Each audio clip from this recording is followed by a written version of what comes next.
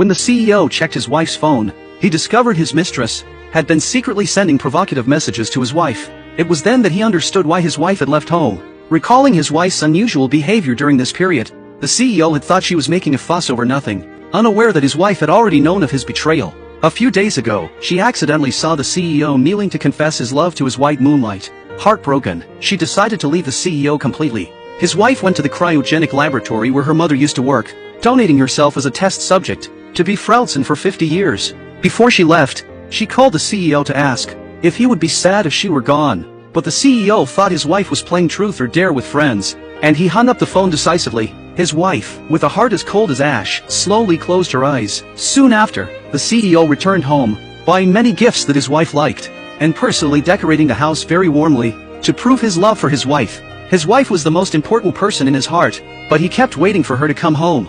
The CEO had to call his wife's friend, asking when she would be back. The friend told him to turn on the TV to watch the news. The news was broadcasting the news of the CEO's mistress being pregnant. The CEO panicked immediately. He called his assistant and told him to suppress the news no matter the cost. Just then, the doorbell suddenly rang.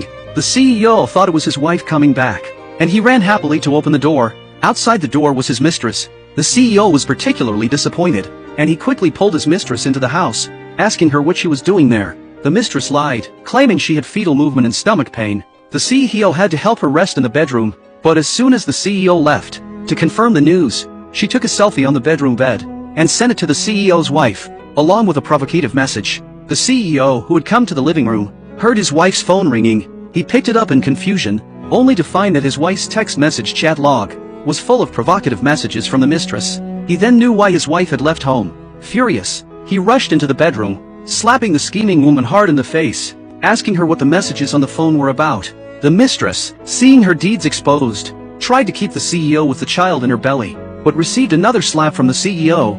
For the CEO, his wife was the only one he loved in his life. He was just playing with the mistress, never expecting her to have such ambitions, even wanting to become the CEO's wife. The CEO angrily took the scheming woman to the hospital, preparing to abort the child in her belly. No matter how the mistress begged, the CEO remained unmoved. The mistress angrily questioned him. 你真的爱本人吗？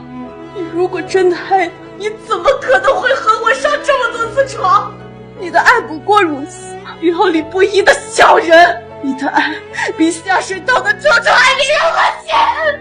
The scheming woman's words were like a sharp knife, piercing the CEO's heart. He tightly gripped the mistress's neck, admitting that all the previous mistakes were his, but now he wanted to erase this mistake. After saying that, he turned around and left, letting his men deal with the mistress and the child in her belly. Then the CEO found his wife's best friend, wanting to know her whereabouts. The wife's friend told him his wife would never come back, and asked him to open the 3rd anniversary gift his wife had given him to take a look.